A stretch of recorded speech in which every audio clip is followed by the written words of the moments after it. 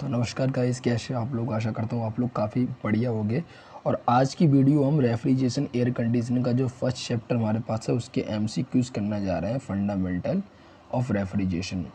तो इसके लिए सबसे पहले आपको एक रिक्वेस्ट है मेरी, पहले आप अगर चैनल पर नए आए तो चैनल को सब्सक्राइब कीजिए, लाइक एंड शेयर कर दीजिए, जिससे कि ये सारे इंपॉर्टेंट क्वेश्चन हैं वो सारे स्टूडेंट तक पहुँच जाए। ठीक है। तो फिर हम वीडियो का आगे बढ़ लेते हैं। सबसे पहला क्वेश्चन देख लेते हैं, क्या है रेफ्रिजरेशन, क्या होता है, मतलब रेफ्रिजरेशन प्रोसेस क्या है। पहला ऑप्शन दे रखा है रेफ्रिजरेशन लोअर टेम्परेचर को डिफ़ाइन करता है, या फिर दूसरा दे रखा है रेफ्रिजरेशन हायर टेम्परेचर को डिफ़ाइन करता है, या फिर दोनों को करता है। तो इसका राइट आंसर हो जाएगा कि रेफ्रिजरेशन जो हमारे पास है वो लोअर टेम्परेचर को डिफ़ाइन करता है। ठीक है। सेकंड क्वेश्चन है डेफिनेशन ऑफ रेफ्रिजरेशन। रेफ्रिजरेशन की जो डेफिनेशन है इन सभी में किसके लिए मतलब कि रिलेट करती है। तो पहला हमारे पास दे रखा है यह है सिस्टम से हीट रिजेक्ट प्रोसेस है। दूसरा दे रखा है इसमें सिस्टम का तापमान एक निश्चित अवस्था के लिए सराउंडिंग से कम होता है। और तीसरा दे रखा है कोई नहीं, चौथा दे रखा है दोनों। तो इसका राइट आंसर हो जाएगा आपके पास दोनों। हीट रिजेक्टेड प्रोसेस भी है और ये करता है सराउंडिंग से क्या है टेम्परेचर को कम करता है या फिर निश्चित बनाए रखता है। ठीक है, तो दोनों ही हो जाएगा। ठीक है। तीसरा क्वेश्चन दे रखे हमारे पास, तीसरा क्वेश्चन है रेफ्रिजरेशन में हीट को निकाला जाता है। रेफ्रिजरेशन में हीट को कंटिन्यूस निकाला जाता है, लगातार निकाला जाता है, और रुक रुक के निकाला जाता है, काफ़ी स्लो निकाला जाता है, या फिर कोई नहीं। तो आपको पता है कि रेफ्रिजरेशन में हीट को हम क्या है लगातार निकालते हैं। ठीक है। और चौथा क्वेश्चन दे रखा है कि रेफ्रिजरेशन से सिस्टम का तापमान होता है। रेफ्रिजरेशन से सिस्टम का तापमान हमारे पास क्या होता है, हाई होता है, या फिर रिमेन सेम होता है, या फिर लो होता है। आपको पता है कि रेफ्रिजरेशन से क्या होता है हमारे पास सिस्टम का टेम्परेचर वो होता है लो होता है। लो नहीं होगा तो कोई चीज़ ठंडी नहीं होगी। ठीक है। पाँचवा क्वेश्चन हमारे पास दे रखा है विज्ञान की या कह सकते हैं वह विज्ञान जिसमें हम निकाय तथा तापमान परिवेश के तापमान का अध्ययन करते हैं। मतलब कि सिस्टम का टेम्परेचर और सराउंडिंग का टेम्परेचर हम किस में अध्ययन करते हैं। एक तो रेफ्रिजरेशन में करते हैं, एक एयर कंडीशनिंग में करते हैं। तो इसका राइट आंसर हो जाएगा दोनों में करते हैं। ठीक है। रेफ्रिजरेशन सिस्टम कहलाता है। रेफ्रिजरेशन सिस्टम के लिए कौन सा स्टेटमेंट सही है। पहला स्टेटमेंट हमारे पास दे रखा है वह जो रेफ्रिजरेशन इफेक्ट को निकालता है। दूसरा दे रखा है वह सभी एलिमेंट जो रेफ्रिजरेशन प्रोसेस में लगे होते हैं, या फिर तीसरा सही। जी हाँ, जो भी मतलब कि रेफ्रिजरेशन इफेक्ट होता है वो भी मतलब हमारे पास रेफ्रिजरेशन सिस्टम में होना चाहिए। जैसे कि हमारे पास एवापोरेटर होता है, एवापोरेटर से ही क्या होता है वो रेफ्रिजरेशन इफेक्ट निकलता है। ठीक है। तो ये इसके लिए दोनों आंसर सही हो जाएगा। ठीक है। हमारे पास सातवां क्वेश्चन दे रखा है रेफ्रिजरेशन इफेक्ट को कितनी विधि द्वारा हम प्राप्त कर सकते हैं। रेफ्रिजरेशन इफेक्ट को हम मेल्टिंग विधि द्वारा कर सकते हैं, मतलब कि जो हमारे पास बर्फ़ की सिल्ली होती है उसको पिघलाकर प्राप्त कर सकते हैं, सिमुलेशन ऑफ सॉलिड कर सकते हैं, या एवेपोरेशन ऑफ लिक्विड कर सकते हैं। तो इसका राइट आंसर हो जाएगा सभी। ठीक है। रेफ्रिजरेशन का उपयोग हम कहाँ पर करते हैं। पहला करते हैं आइस मेकिंग में, ट्रांसपोर्टिंग ऑफ फूड में, इंडस्ट्रियल एयर कंडीशनिंग में, एयर कंडीशनर में, केमिकल इंडस्ट्री में, या फिर मेडिकल इंडस्ट्री में, वेरियस फूड प्रोडक्ट में, या फिर आर्ट में हमारे पास मैन्युफैक्चरिंग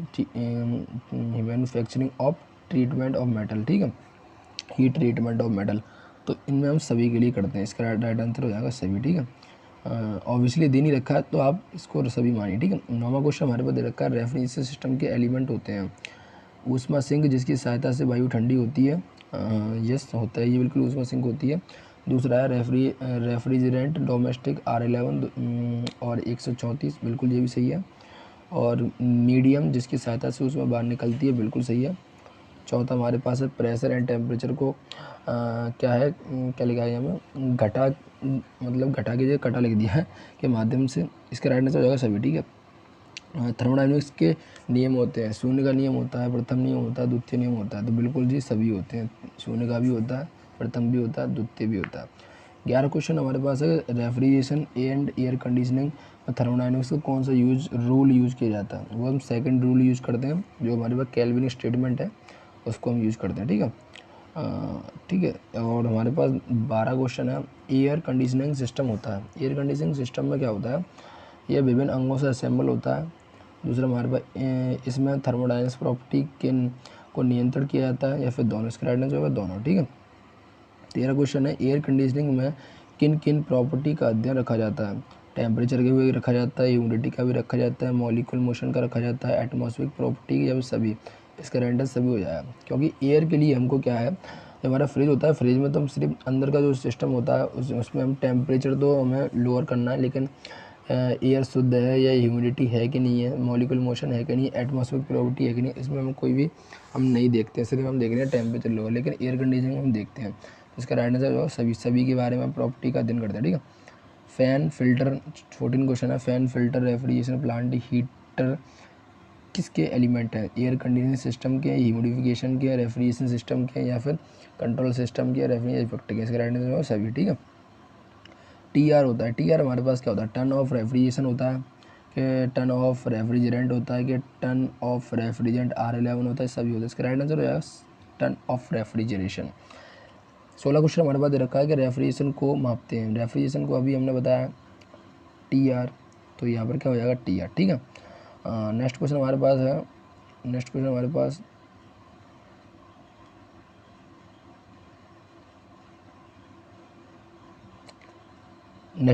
पास है 17। ठीक है, 17 क्वेश्चन हमारे पास है। तो इसमें दे रखा है कि 1 TR होता है। 1 TR बराबर मतलब कि 1000 यहाँ पर लिख दिया है। ये कब होता है 1000? 1000 हमारे पास जब होता है, जैसे इंडिया में कोई भी अगर हम चीज़ मेज़र करते हैं या फिर मतलब कि तौलते हैं, तो 1 टन बराबर TONNE ये होता है 1 टन। इसमें 1000 kg होती है। लेकिन अगर हम यहीं पर हम बात करेंगे, कोई भी हमको हीट से रिलेटेड टन का मतलब कि डिफ़ाइन करना है, तो इसमें TON होता है टन। इसमें होता है आपके पास 907। ये ब्रिटिश थर्मल यूनिट जो हमारे पास USA की थी, वहाँ से ये निकल के आया। ठीक है, तो इसका राइट आंसर वैसे तो सही है इंडिया के हिसाब से, लेकिन इसको ये पढ़ लेते हैं। 0 डिग्री पानी को 0 डिग्री सेंटीग्रेड में 24 घंटे में जितनी हीट ट्रांसफ़र की जाती है वो हमारे पास क्या होता है? 1 टन होता है। ठीक है, 1 टन रेफ्रिजरेशन होता है। 12 क्वेश्चन, 12 नहीं सॉरी, और ये दूसरा भी पॉइंट दे रखा है। रेफ्रिजरेशन इफेक्ट की मात्रा होती है जो कि 1 TR वर्ग को 24 घंटे में के अंदर 0 डिग्री पर समान अवस्था में पिघलाती है। ये भी सही है, तो इसका राइट आंसर दोनों हो जाएगा। ठीक है, टन होता है, ये भी सही है इंडिया के हिसाब से। और टन मतलब कि 907 kg American British thermos unit से ही मैंने आपको बताया, ये वहाँ के हिसाब से 907 होता है। लेकिन हमारे पास इंडिया में जितने भी एयर कंडीशनिंग है, रेफ्रिजरेशन सिस्टम, फ्रिज वगैरह है, उनमें 907 ही का यूज़ करते हैं। ठीक है, अब हमारे पास बात कर लेते हैं,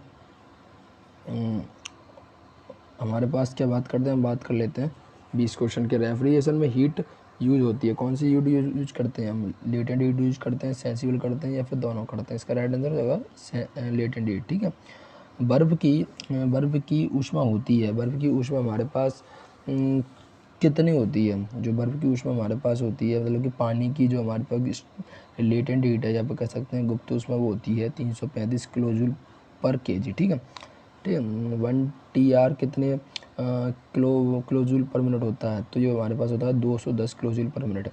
1 TR कितने किलोवाट होता है? तो 1 TR हमारे पास 3.5 किलोवाट होता है।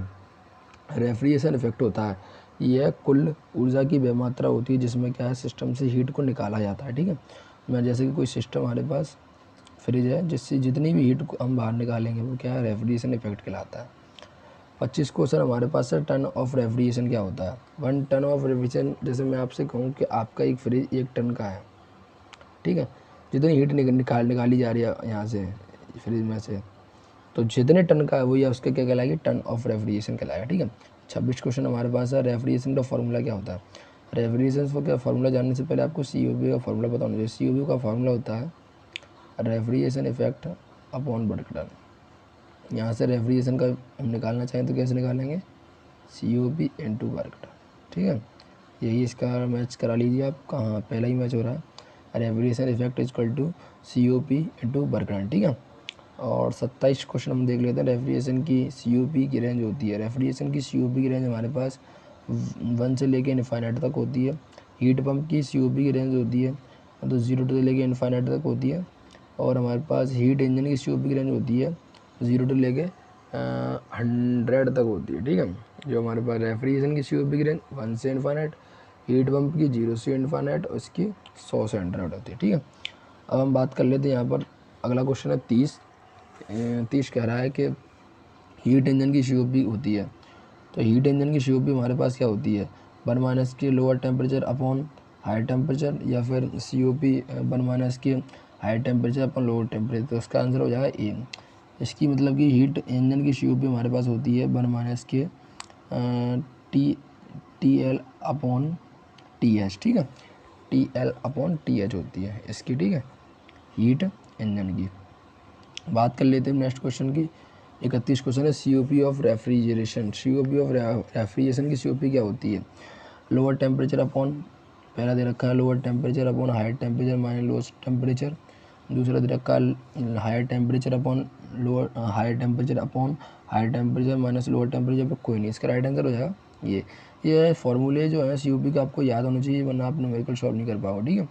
32 क्वेश्चन है COP ऑफ हीट पम्प क्या होती है, तो इसका तो आपको पता है यही होगा, ठीक है, higher upon higher minus lower, ठीक है।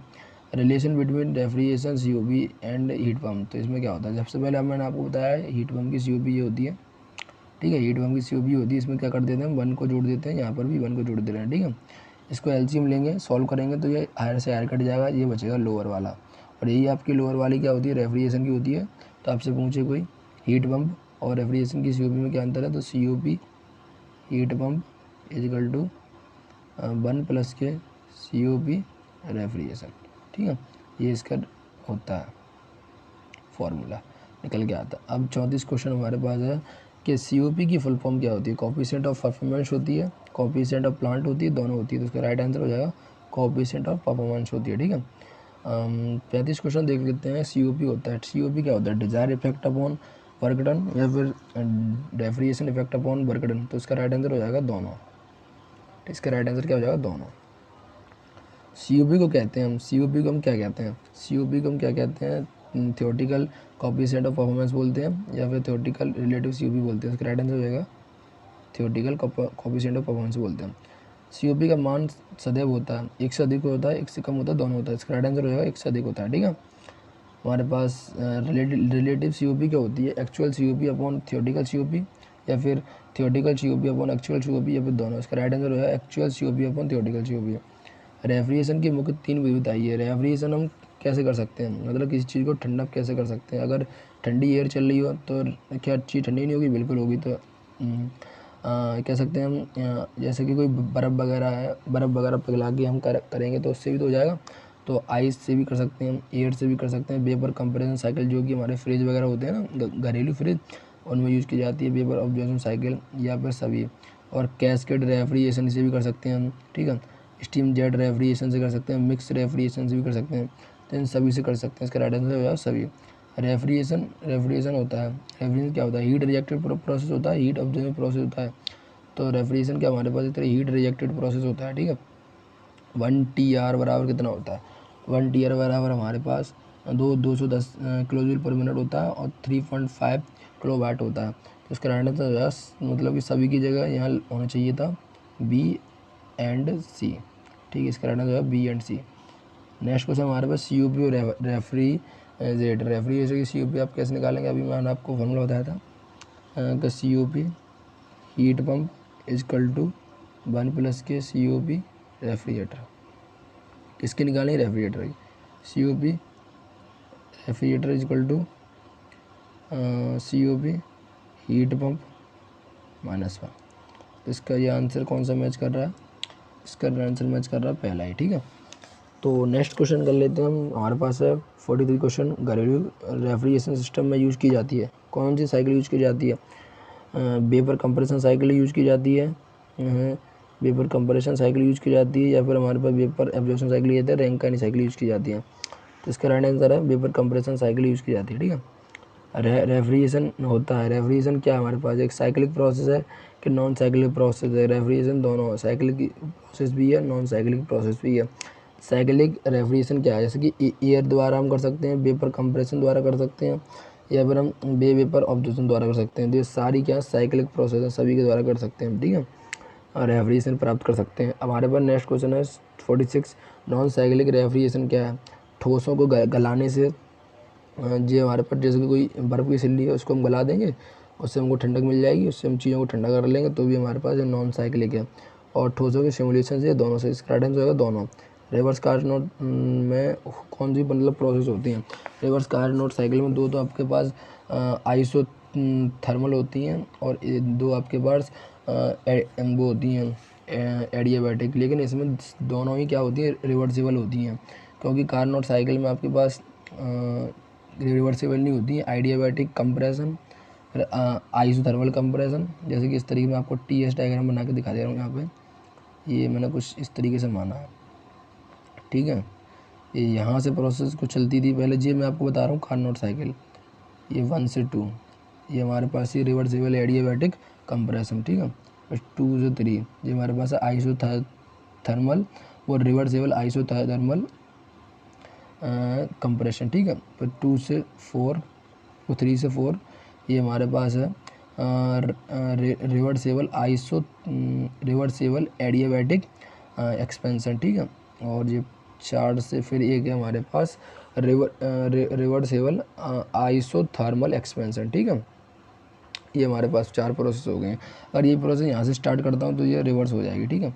ये आपने थोड़ा पढ़ा होगा, इसको मैं आपको थोड़ा डिटेल में बताना चाहूँगा। थोड़ा सा मैं आपको बता देता हूँ।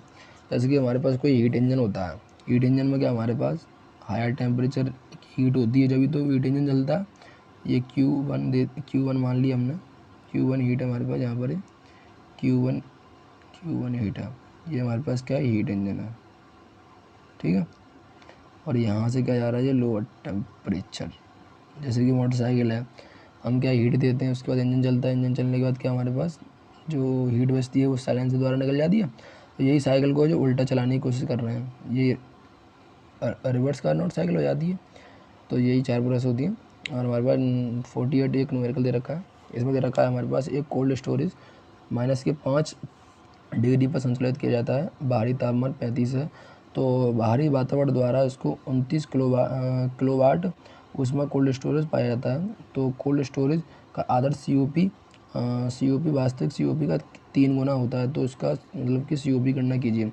सबसे पहले आपको लोअर टेम्परेचर हायर टेम्परेचर को लिख लेना आना, ठीक है। लोअर टेम्परेचर हमारे पास दे रखा है, लोअर टेम्परेचर इक्वल टू -5, ठीक है। हायर टेम्परेचर दे रखा है हमारे पास, कितना दे रखा है, हायर टेम्परेचर दे रखा है 35, ठीक है 35। इसमें 273 जोड़ो, केल्विन में चेंज करने के लिए इसमें भी 273 जोड़ दीजिए आप।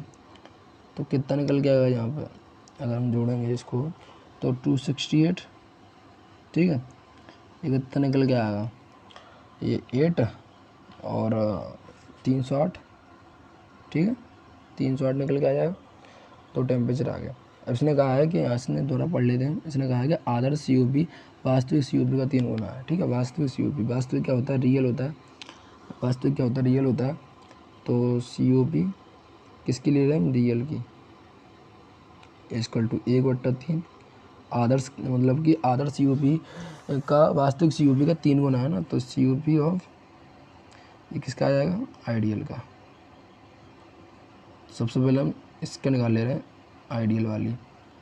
तो यहाँ पर निकालते हैं लोअर टेम्परेचर 268, हायर टेम्परेचर 308 -268 कितना बचेगा, 268 अपॉन ये बचेगा आपके पास 67।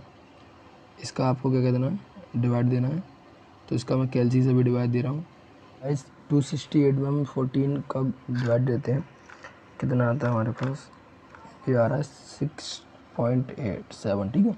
हमको क्या निकालना था, हमको निकालना था रियल वाला। तो इसमें क्या कर देंगे, 3 का डिवाइड दे देंगे, तो हमारे पास रियल निकल के आ जाएगा।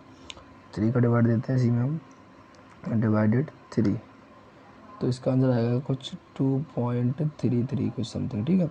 तो देख लेते हैं इसमें मैच कर रहा है कहीं 2.33, तो आंसर ये मैच कर रहा है, ठीक है।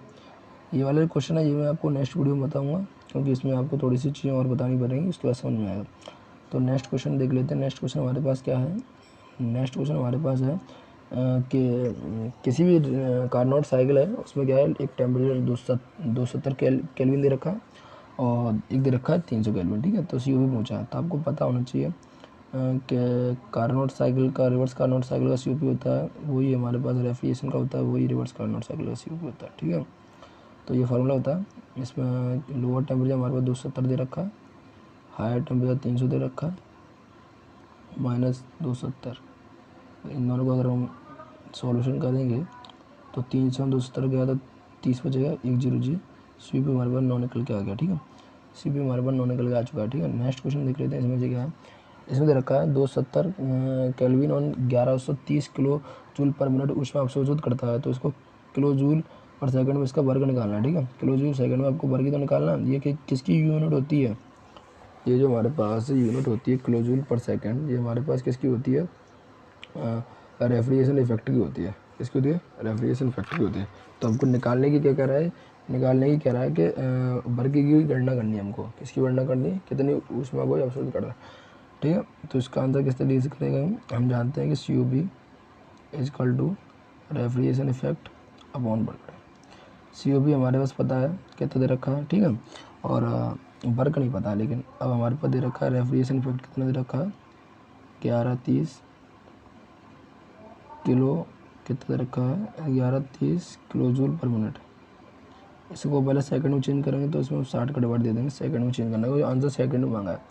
तो 1130 डिवाइडेड बाई 60, इसका राइट आंसर आएगा हमारे पास 18.33, ठीक है, 18.83, ठीक है, ये आंसर आएगा इसका। अब हमको क्या निकालना है, हमको निकालना है जी वर्क। तो सी ओ पी इंटू, नहीं सी ओ पी वर्क निकालना है ना, वर्क। तो वर्क के लिए क्या करना हमको करना पड़ेगा, W equal to refrigeration effect upon C O P, ठीक है जी। तो रेफ्रिजरेशन इफेक्ट हमने कितना निकाल लिया यहाँ से, 18.83 अपॉन 9, इसमें 9 का डिवाइड दे देंगे, डिवाइडेड बाई 9, तो हमारा आंसर आ जाएगा 2। इसका सी ओ पी 2 आएगा। आपको बता जाता है जो जितने भी घरेलू फ्रिज वगैरह होते हैं उनमें क्या होता है, उनमें आपके पास सी ओ पी का मान कभी भी 0 नहीं हो सकता, 1 से ज़्यादा ही होगा। तो ये 2 क्वेश्चन भी आपको बताएंगे। तो आज की वीडियो में सिर्फ इतना ही। अगर वीडियो अच्छी लगी तो वीडियो को लाइक कर देना, और चैनल पर अगर पहली बार आए तो चैनल को सब्सक्राइब कर लेना, क्योंकि आपकी सपोर्ट की हमें काफ़ी ज़रूरत है। अब नेक्स्ट वीडियो आपकी आएगी जो वेपर कंप्रेशन साइकिल है उसके जितने भी डोम वगैरह होता है उसके ऊपर आएगी। तो जब मिलते हैं नेक्स्ट वीडियो, जब तक के लिए जय हिंद, वंदे मातरम।